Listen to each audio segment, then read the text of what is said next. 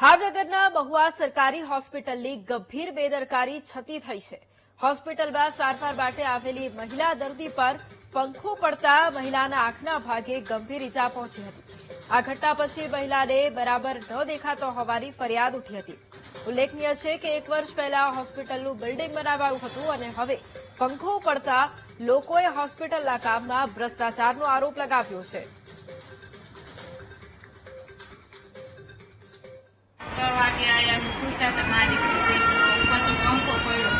કઈ જગ્યાએ સૂતા હતા તમે?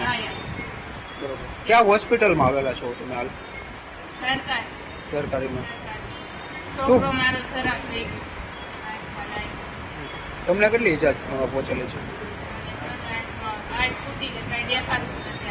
આજરોજ પીડિયાટ્રિક્સ વિભાગમાં દર્દીના સગા તેમની માતા પર એક્સિડન્ટલી આંખના ભાગ પર પંખો પડતા તેની આંખમાં અપર આઈલિડમાં ઈજા પહોંચેલી થયેલું હોવાનું જણાયેલું છે।